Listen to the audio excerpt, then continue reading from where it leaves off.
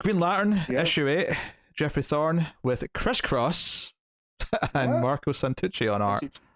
So I will say the crisscross art really stands out here because I believe that's the first part, which involves John on his journey with that new god. And I am not here for this stuff. This is a little bit too zany and out there for a Green Lantern. It just takes to explain what you, because I was planning on reading it and I left it till last. I went to get it. I looked at the preview pages and I'm like, because I didn't, I slogged through the last one quite a bit, even though I liked the Joe and Kelly stuff a bit more. Obviously, I still was such a slog. Like I hated we have to stop, because I thought, oh, we're going to save Kilowog, and it ended up being, no, we're going to stop and do all this flashback nonsense. They do this here with Kilowog. They show up at that planet, and so for like Connor, who wasn't here for the last one, I'd barely been paying attention to Green Lantern anyway, to be honest. Yeah, well, I was just using you as a cipher for the audience that might not be in the know. So they show up at this planet, and he keeps telling John that he's ascended, and this is part of my problem. Where I like John Stewart as a Green Lantern because he was one of the most down to earth.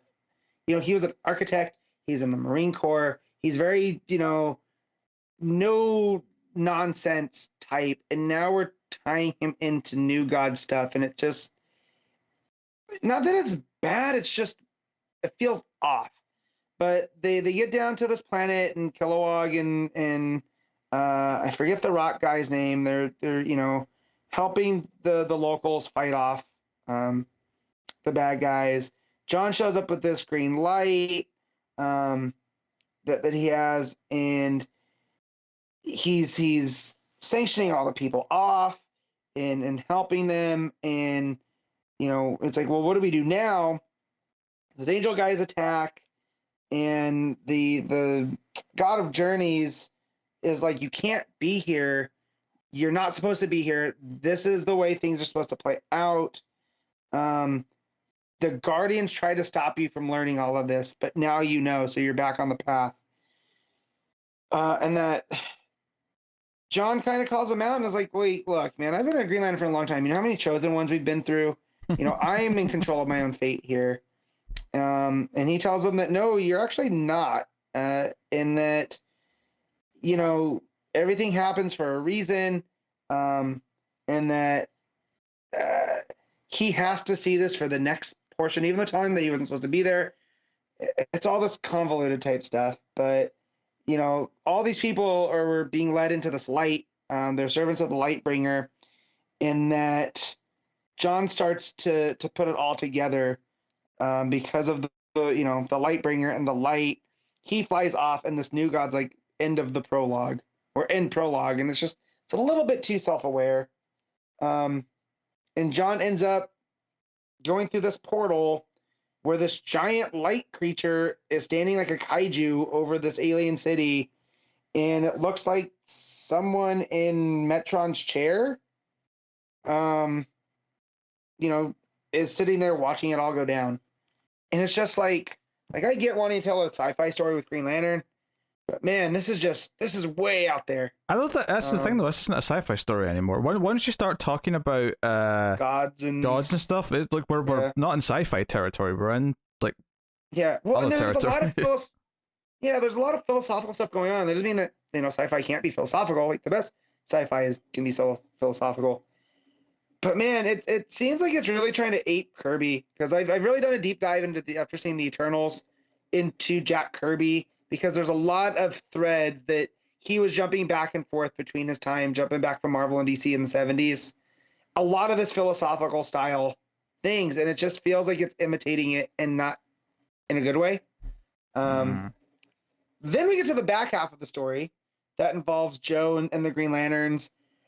And this is the stuff that I'm here for. And it's not just because it's doing like the Green Lantern stuff I like, but it is Joe trying to piece together a mystery of who blew up the power battery and how it relates to the Guardians. And just this story right here made me realize that how much of a crutch the Guardians can be at times.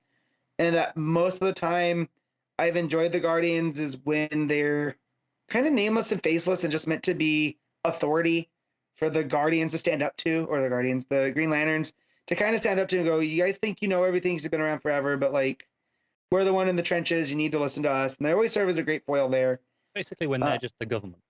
Well, I guess, yeah. Like, that's for, but yeah, and then there's always Ganthet. Like, I love Ganthet just as a character because he is the rogue Guardian, right? Like, he is the one that's out there that is trying to be in the trenches and seeing what the Green Lanterns are doing. He listens to them.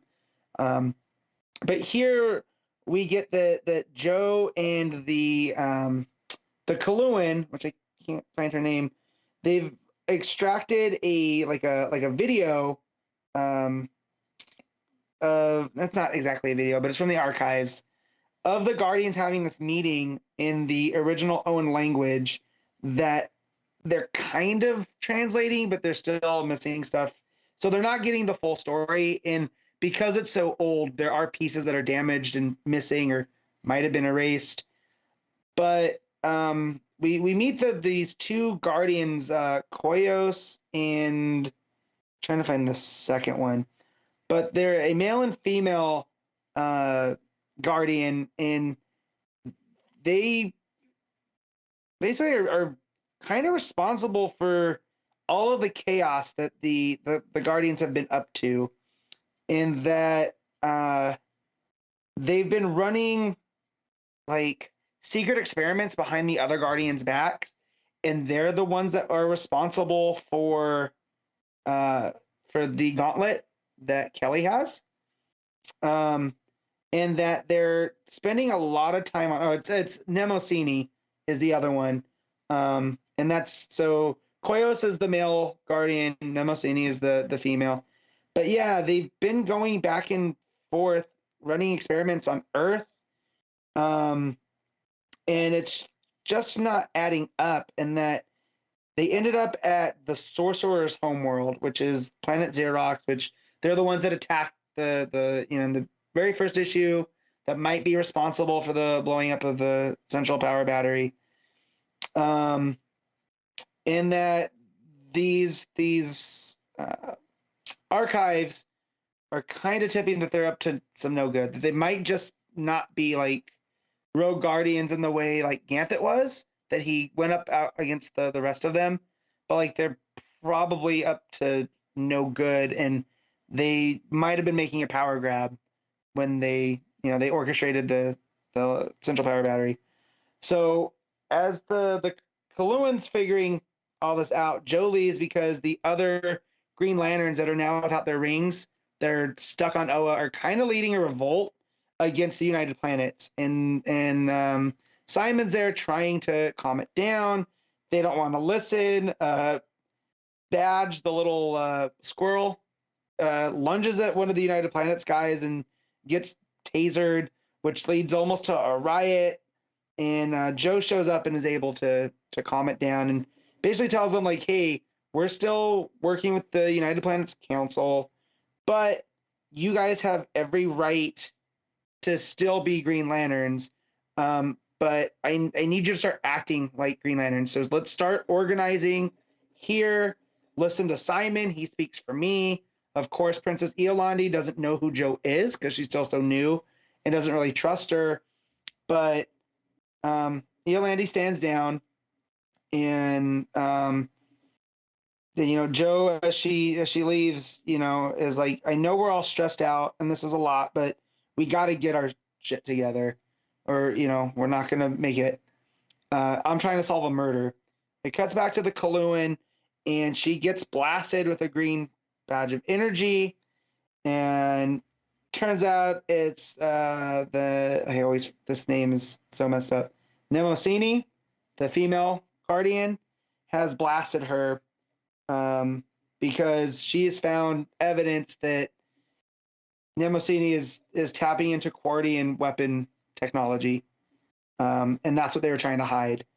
And now it looks like the Kaluan's dead, and she's standing over the body. But then it hints with Ascension to the next one, and like, I am so here for this back half of the story. The John story, man, I have no energy for, and I don't know if this backstory can keep pulling me along. The only reason I read this, I thought Pete would have read it. You know, or else Sorry, Matt. I would've- that's okay. Instead of just kind of confused and kind of wonder, like, where sometimes you want a story to wonder where you're going, right? Where it's leading you. That's how I feel at the back half. The other part is I just feel lost in this, like, why Jon Stewart is being tied into the New God stuff. I don't get yet, and I don't know if I even care anymore at this point because it Remember when you seems so two were sinister. excited for this book? Yeah, Yeah, I was into the first few issues. yeah.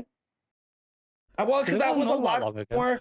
That was a lot more of the United Planets and the Central Battery blowing up and them, being stranded in Yeah, space. There was because of that. there was interesting developments Yeah. and a lot of potential for the stories they could tell, but like a lot of what they've done with John, like it was actually fine. It was just that last issue though, with like, oh, you have to learn about what happened with the Guardians before everything, Yeah. like this ancient past you didn't know about. And at this point, How I'm many so ancient tired pasts of. they have. Yeah, that's where I'm getting the point of.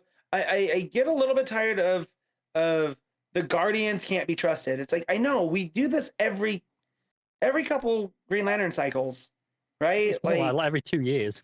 Yeah, and it's just, I get it. And I like these two Rogue ones because they're off doing stuff, not with the rest of the Guardians. But like even here, they're hinting that this, the John stuff goes back to Maltus, the original, Guardian forms, before they started the Green Lanterns and they're running the Manhunters. And it's just like, man, I'm kind of tired of that. So I'm going to rate this. I'm going to give this a 7. And it's mostly for that back half. The Santucci stuff, I really, the art is strong. The Chris Ross art is strong as well. But yeah, I mean, it's got strong art though, Connor. Like, you can't, knock it for that. But yeah, I'll give it a 7.